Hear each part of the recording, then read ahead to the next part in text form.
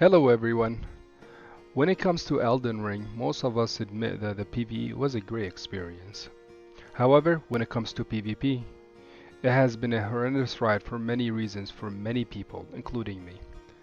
There are the issues of the extremely limited modes you can play in the multiplayer, such as no covenants, 4-player limit hurting the ability to do fight clubs in team-based invasions, the lack of solo host invasions, and so on.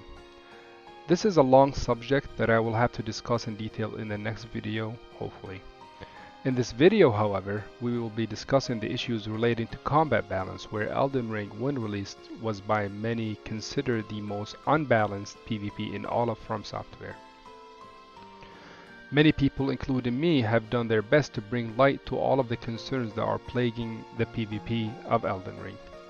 While the balance has come a long way since release, it is far from ideal, and we will need much more to bring it into a much better shape. Most weapons are still lackluster due to the poor balance of passive poise and overall damage. Powerstance still deals absurd damage. Stack and buff is still overpowered. Bloodhound Step and Quickstep are still too strong. The game is still played by input drops like the block input drop.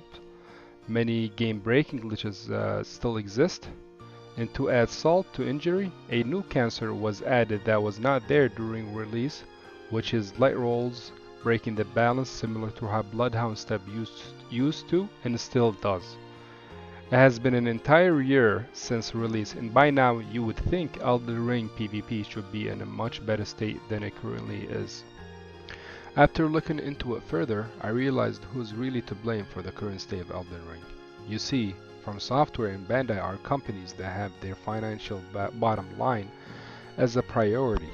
After releasing a game, they want it to be as successful as possible. Part of being successful is having an overall good image with the community. They are more than willing to help support the games if it means it can keep the community happy. However, one very important detail is that if the community is full of divided opinions on certain matters, they are likely to take the safe approach and do less to provoke fewer people. And that is the core issue of why we are not getting enough changes.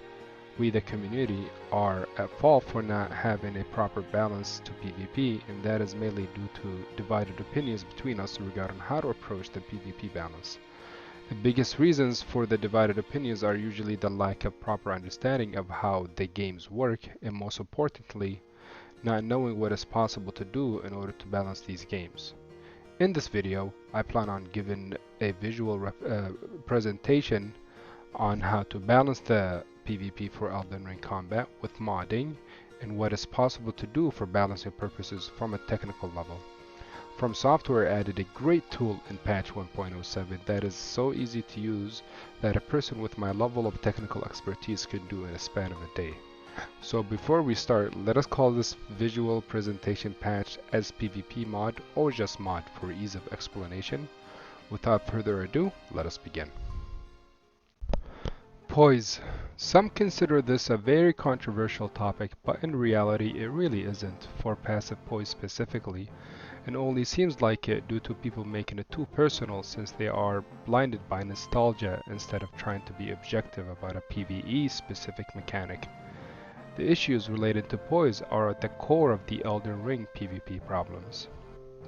I did a whole series on this matter that I don't want to repeat myself here, but the conclusion was basically that passive poise should not be the highlight of combat and rather should be a support mechanic to control the demons of the game, such as fast long-range projectiles or unreactable melee attacks. The important word here is unreactable. This is exactly what we did in this PvP mod. We made all the attacks that are 10 frames or faster from neutral deal even lower poise damage than vanilla. This is to make them easier to not stun you. For example, the first light attack of two-handed attack of a dagger that is 10 frames speed deals about 50 poise damage in vanilla. In this mod, it deals 30 poise damage. So you are likely to be able to tank it in this mod than even vanilla. However, every subsequent attack will always break your poise.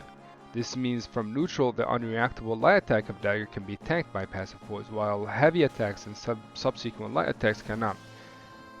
Its running attack as well cannot be tanked by passive Poise. On top of that, Dagger stun is the lowest possible stun, which is called, funny enough, faceplant stun in the game, meaning that yes, you can stun the opponent with attacks that can, but it is so low that you won't be able to keep them stun locked like many people imagine it to be, while still keeping its priority due to the sheer speed of the weapon. Another weapon people get scared of is Twinblade. The Twinblade's first hit in the first light attack has very low poise damage, so will likely not stun you. However, the second hit of the first light attack will break your passive Poise, always. The second light attack also received the same treatment, so that players do not get stun locked after getting hit by the first light attack's second hit, which gives a chance to escape if they get hit by the first light attack. Things like the fist running attack also receive the same treatment, and so on. Weapons like stray swords, katanas, axes, spears can now break your passive Poise entirely all the time. Again, there is no stun locking, contrary to what others think, as Elden Ring attacks have very low stun with no true combos compared to the likes of Dark Souls 3 that had true combos.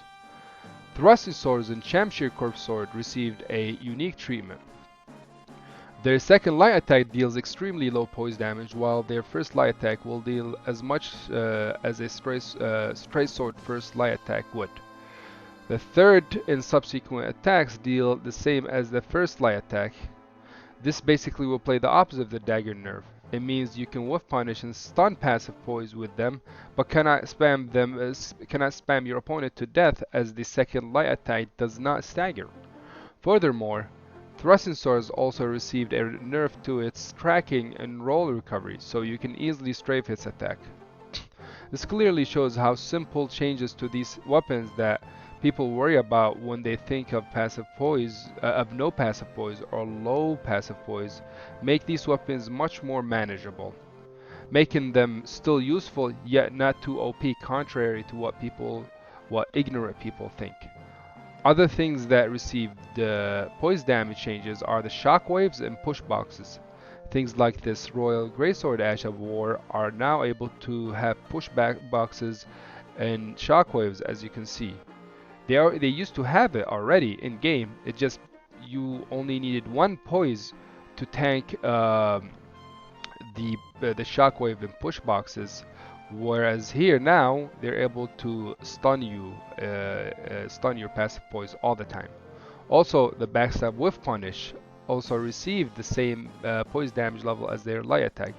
For crouching attacks, I will leave that in the crouching attacks section later in this video. You might be thinking, how is this accomplished?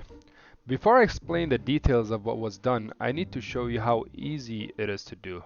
When patch 1.07 was released, Fromsoftware gave us what I consider the solution to almost every PvP balance problems. You see, all of these are the parameter data of each character attack animation. There is this new value that was added in patch 1.07 called FinalDamageRateParam.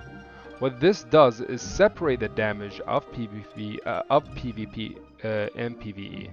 It controls all the elemental damages, stamina damage, and even poise damage. So if we look into any of these animations, it would have a designated final damage rate parameter. For this case, the Greysword uses the value 0. If we go check the multiplier in PvP for any animation that has the value 0, got these following values as multipliers. In vanilla, the poise multiplier was 1.35, whereas this mod has it as 2.7. This would mean all the Greysword animations all had poise multipliers of 1.35. Whereas in this mod, it is now 2.7. It is that easy to balance poise. The reason 2.7 was chosen was due to a one-handed light attack requiring that multiplier to deal 134 poise damage, which would be above 133 poise. This would mean a heavy attack of a light weapon would then deal more than 134 poise damage. Whatever the motion value of each attack in the weapon class of vanilla will now have a multiplier by 2.7, meaning depending on the motion value of the attack, it will not just be 134 poise damage, as that is the bare minimum for a light attack to stagger passive poise. The power stance attacks that attack simultaneously like stray swords were also thought out when balancing this. When both attack hits, they deal 134 poise damage. If any of the attacks hit separately, they will deal 67, which is half of that. Whereas something like power stance axes that come out at different timings each deal 134 poise damage. This is so that attacks like stray sword power stance do not obliterate hyper armor attacks by dealing 268 poise damage when both attack hits. You might then think that regardless, they are already destroying hyper armor and make it non-functional by being 134 poise damage. Fortunately, the hyper armor changes are easier than ever. You see, in vanilla, the multiplier for hyper armor was half of your armor poise plus whatever the innate poise. As you see here, that is exactly what it is. To counter the increase of poise damage, the hyper armor was given the multiplier of 3 instead of 0.5.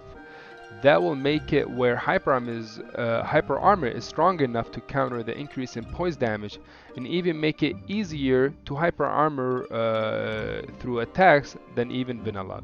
So as you see, it was extremely simple to balance the poise damage, contrary to what people keep ignorantly saying that it is not possible to do. Fromsoftware even created a system that is so easy to use to allow it to change that it can be done in a few hours to completely balance the poise issues of Elden Ring. It is a matter of actually letting them know that yes, we want it, instead of acting like it is not a possibility, or saying that they would need to completely overhaul the entire combat or some ridiculous thing, considering that it can take just one or two click of a buttons to do. Damage. Damage changes is as easy as poise damage, using the same system to change it without changing the PvE damage. The damage issues all come from power stancing dealing way too much damage, whereas another issue related to damage is what weapons that are meant to win trades don't deal enough damage. In this mod, all power stance attacks deal 20% less damage. Any power stance attack that deal damage simultaneously, like power stance spears and straight swords, got their damage reduced by 30% instead. This made them still do more damage than even two-handed attacks, but not by much. Crouching attacks damage changes will be explained in the crouching attack section later in this video. Before we go into how to improve the damage of heavy weapons that always lose trades due to not having true combos, I want to talk about the synergy between light and heavy attacks that we changed in this mod, as that is important to help understand the improvements for heavy weapons we will talk about shortly after. In vanilla, Fromsoftware added a system where the second light attack comes after most animations that made sense, and not just the first light attack. This was a great change that had a great impact on PvP for many weapons. However, that change is only for the second light attack only, and not the second heavy. Well, in this mod, the second heavy attack will come after every first attack, similar to how the second light attack comes after every single attack animation that makes sense. So after the first light attack, jumping attack, running attacks, and so on, I say animations that make sense, as some heavy attacks don't make sense to allow them to go into the second heavy instead of the first. In this mod, I polished the flow of the animations quite a bit, that you can access much of the subsequent attacks easier depending on how it flows between animations. For example, you can do the first light attack with a Colossal weapon here into the second heavy, and from there, and from the second heavy, you can do the third light attack as you see here. It also makes it easier to put players into a 50-50 situation, since most heavy attacks have the same startup as the first light attack, meaning that after you get the first hit, the opponent will have to make a choice of either panic rolling to not get hit by the fast second light attack and risk getting hit by the second heavy, or not panic rolling anticipating the heavy attack instead, but instead risk getting hit by the second light attack since it is fast. Regardless, notice how it flows beautifully, creating some unique combos instead of being a light attack into another light attack or heavy to another heavy. If we use something like the Zweihander, it will go into the first heavy instead, as that is a unique attack and it would break its unique aspect if we made it go into second heavy instead. This is an example of heavy attacks that don't make sense to make them use the second heavy attack instead of first, as it will make Zweihander just another Colossal if it goes into the second heavy like every other Colossal sword.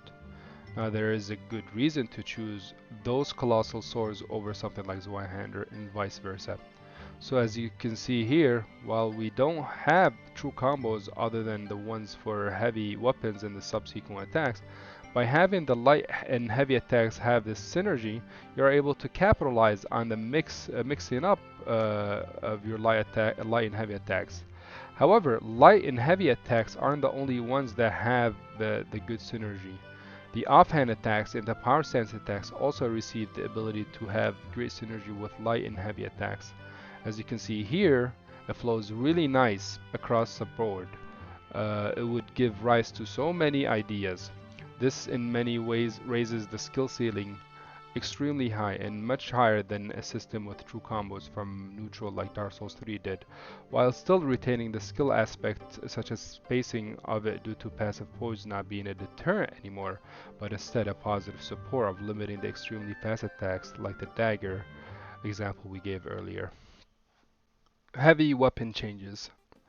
Since the damage of power stance was significantly reduced and fast weapons are able to break the passive Poise reliably while also making sure the extremely troublesome fast attacks like the thrusting swords and daggers are properly nerfed to compensate for the changes, fast weapons are in many ways in a perfect spot balance-wise, especially since they don't have the long stun that allowed true combos that was in Dark Souls 3 that made it easier to stun lock players, which caused a huge imbalance between heavy and fast weapons. Plus, fast weapons also now have access to all various attacks due to the change in the attack synergy of light, heavy, offhand, and power stance. Their second attack is always unreactable, so you are likely to always force rolls once you get the first hit, and from there capitalize on whether you should do a heavy attack, another light attack, an offhand attack, and so on. Heavy weapons on the other hand will need further changes to put them on the same level. Yes, fast weapons now having true combos and lower stun made them more balanced, but removing the true combo of heavy weapons made them worse than before because they ended up losing what they are best at doing, which is winning trades.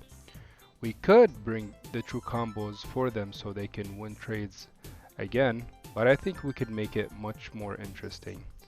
What we did in this mod is first we gave all the two-handed heavy weapons that have hyper armor the ability to reduce the incoming damage by 50% during hyper armor frames of specific attacks. Those specific attacks are the first light attack only, first heavy attack only, running attack, running heavy attack, and backstab attack. You might think, why not give this to every hyper armor attack?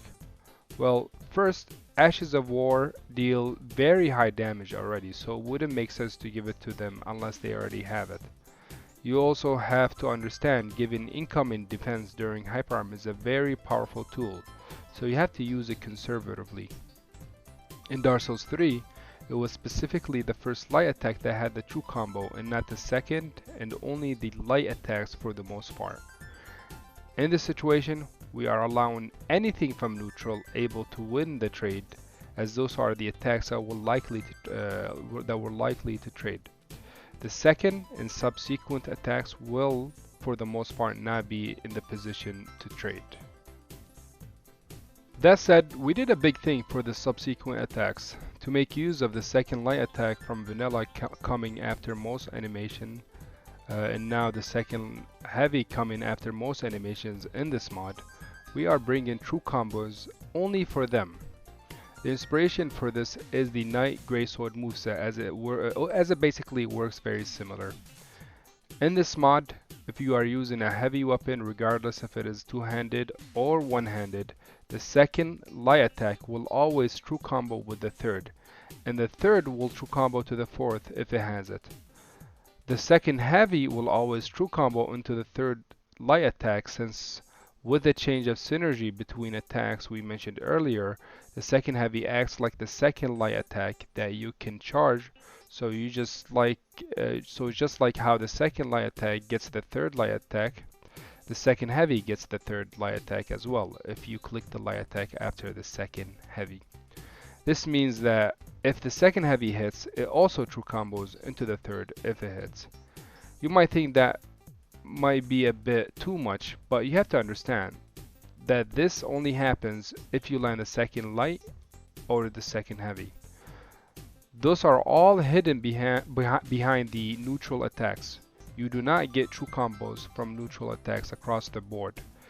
This is great, as now it makes the second light attack specifically very threatening, since they come out usually faster than the first light attack and have potential to dish out great damage. Plus, since the second heavy happens to visually look very similar to the second light attack, but you are able to delay its timing due to being chargeable, you can basically put your opponent in 50-50s after you get the first neutral hit, whether it is from the first light attack, running attack, first heavy attack, and so on. If the opponent anticipates the second light attack after getting hit by the first light attack, they will likely have to panic roll to not get hit, but risk getting roll caught by the second heavy attack that has the delayed timing. If they anticipate the second heavy attack instead, after getting the first light attack to hit, they will likely try to not panic, but they risk getting hit by the second light attack since it comes out fast and could catch them sleeping if they are not paying attention. If any of the second light attack or second heavy hit, you will dish out huge numbers. For Colossal weapons, we ended up having to lower the stun level of only the neutral attacks, which are the first light attacks, running light attacks, and jumping light attacks. This is so we can make the second light attack come out faster and increase its speed to make use of the system we created. On top of that, if the second light attack or second heavy hit, it of course will true combo into the third light attack, and the interesting thing about the Colossal swords and weapons, the third light attack happens to be the finisher. So the damage you will get if you hit them will be even greater than the great based class weapons. It will also finally make use of that useless Twinblade talisman that increases the damage of finishers that will likely never even hit in PvE, let alone PvP. So in summary, the neutral base attacks do not true combo. However, if you are two-handed and have hyper armor, they are able to gain 50% damage reduction during hyper armor trade of the first neutral attacks. All subsequent attacks, in contrast, have the ability to true combo if they hit. These systems are only available to heavy weapons only. With these great improvements in the rework of crouch system that we will talk about shortly, heavy weapons will be more viable than ever. Crouching attacks. I'm sure many of you assume that crouching attacks should be nerfed similar to how daggers got nerfed as mentioned above. This would mean nerfing their poise damage would make sense, as they are very fast. However, that is a horrible change to do. Crouch attacks have a potential to work as a system that gives the fastest option in your arsenal if it is balanced correctly. Balanced correctly means it doesn't mean it's the best attack in the arsenal, just the fastest. What we did in this mod is we first sped up all the slow crouch attacks to be similar in speed to the faster ones. So Colossal swords got their pre-patch speed back, whereas curved greysword and Colossal weapons received a speed buff to their crouch attacks. Also, all crouch attacks are able to break passive poise. That's the only buff they received, as I then nerfed them completely with many ways except the poise damage nerf method. All crouch attacks deal 134 poise damage, whether it's light weapons or Colossal weapons, so they are extremely easy to hyper armor trade them. The regular crouch attacks received a 30% damage nerf. The power stance crouch attacks that attack simultaneously received a damage nerf of 50%. You might think it is a lot, but it is still more damage than the regular crouch attacks overall because two attacks are hitting at once. Then, crouch attacks received a nerf to their tracking. You are able to strafe every single crouch attack, including the ones that wouldn't look like you can, like the katana crouch attack, great spear, or curved greatsword ones, due to being horizontal, but as you can see, you can. The tracking is still strong enough though to allow to turn and burn Whiff punish with them by turning completely 180 degrees at early frames. Lastly, their recovery into rolling and crouching was increased, which means it takes longer to cancel a crouch attack into rolling and crouching. All these made them still very useful as they are still the fastest attack options in your arsenal, but you cannot rely on them only as they will get you punished if you do so by even getting backstabs reliably. Backstabs. Speaking of backstabs, changing this one value right here basically makes backstabs similar to Dark Souls 3 level. The whiff animations now can stagger you unlike before, but should still keep the same recovery now that they are easier to pull off like in Dark Souls 3. The change basically is that we changed the angle check from 120 to 180.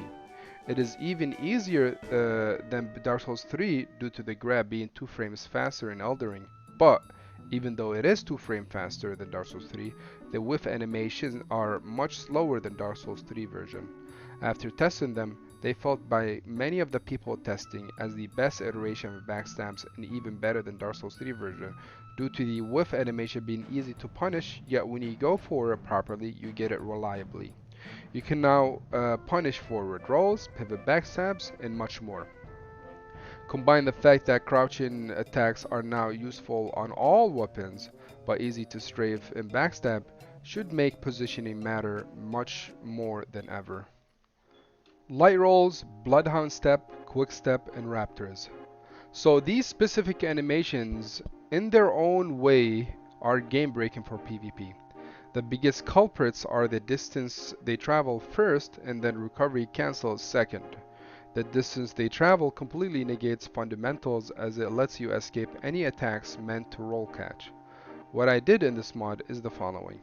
For light rolls, I made the distance the same as the mid rolls.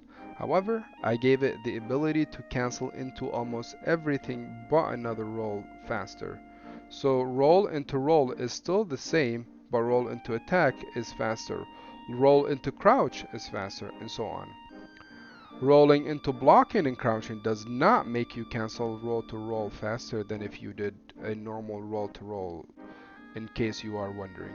So you can move out of the light roll faster, you can attack faster, but your travel distance is the same as mid roll. Bloodhound Step. This is basically the same. This basically became the same as vanilla Quickstep, but with the visual effect of disappearing and appearing. Plus, it also uses the slow cancel instead of the fast cancel, so it doesn't recovery cancel anymore. For Quickstep, it will keep its ability to recovery cancel, but all its iframes was removed. Furthermore, it got the ability to cancel into other animations faster, including into itself. Since it has no iframes anymore and being able to recovery cancel and cancel into other attacks faster, it will be used more offensively, whereas Bloodhound Step defensively. As a bonus, I gave Quickstep and Bloodhound Step the ability to use crouch attack all the time if you click light attack and backstep attack all the time if you click heavy attack to make them much more consistent in what you want them to do. This made them extremely fun to use, especially Quickstep, as you can see here. Remember, it doesn't have iframes anymore, so don't let it being this fast to cancel scare you. As for Raptor of the Mist, it only got its ability to recovery cancel removed. Bonuses. These are things that are not as important as the changes we mentioned previously, but are still worth mentioning for improving the game. First, you are able to reverse sprint jump when locked on instead of only when unlocked. This makes it very reliable and quick to do, as you can see here. Another thing is, all attacking recovery of heavy attacks, offhand attacks, and power stance attacks was made the same as the light attack, so they can come out faster and make more use of the light and heavy attack synergy that we mentioned previously. Heavy attacks are slower than light attacks, so there is no reason to make them cancel slower from a light attack. The fast recovery cancel Ashes of Wars were made even faster to match that of the recovery cancel of light attacks if it is slower. Furthermore, all attack-based Ashes of War will not use the faster recovery cancel, whereas the defensive ones that have iframes will use the anything that has iframe will use the slower cancel. Anything that has hyper armor startup faster than 10 frames was pushed to 10 frame startup, so that we don't get instant hyper armor trades like currently Stormstop does. All recovery into rolling of all attack animations was increased, meaning it takes longer to cancel into a roll from all attack animations. In Elden Ring, the roll cancel has a ridiculously low recovery. This makes it very hard to punish mistakes. To counter the roll cancel nerf, movement cancel was made better, and that includes regular moving, block cancel, and crouching. Roll cancelling is still faster than movement cancel though, just slower than block cancel and crouching. For Ashes of Wars, I would like to go over them on another video, but just a teaser, Bloodhound Finesse works like this. The first part has an excellent tracking throughout with infinite tracking 2 frames inside the hitbox. This allows players to basically make use of the backward jump to sort of reverse jump with it, the same way you can with the reverse backstep. The follow-up received infinite tracking all the way to its hitbox. This makes it so that you can actually free aim where you want your character to appear from before the animation finishes. It is extremely satisfying to use. There are other interesting ideas that I want to show you, but I will save them for when I release the mod to the public. Regardless, I hope this shows you how much better Elden Ring could be. The biggest changes are the Poise damage and damage changes sections that will greatly help improve Elden Ring PvP. It took me less than an hour to do the Poise and regular damage changes, as I showed you how easy it is, and look how drastic the changes can be. This is with a third-party tool, let alone Fromsoftware with its original tools. Fromsoftware took the time and trouble to make a great system like the final damage rate parameter that only affects PvP. It is just a matter of using it now. They will only use it if they see demand for it. If your expectations are so low, you will get low results. There is an old saying that says, aim for the 100 to get the 90 on your grades. This is no different. As for this mod, I plan on polishing and completing it. Then I will release it to the public for you guys to try it out. It will be playable on Seamless Co-op. I will try to make it easily accessible so you can just try it out without issues. While yes, I do have the say in most of what happens to it, it is still a community effort. There are reasonable arguments against certain aspect I will take into consideration. In the end, I don't really profit from any of this, and the only reason I'm doing it is due to my passion for it. The main goal of the mod will be to visually show feedback to Fromsoftware about what changes we should get. If we don't get anything, we will go to plan B and go all out with the PvP mod. This could mean even getting a dedicated PvP server just for the mod that allows us to add covenants, player limit, invasions balanced specifically on PvP, more arena modes with newer maps, and so much more. We can even make it where you start the games with PvP ready characters that you can change their level but respect their stats.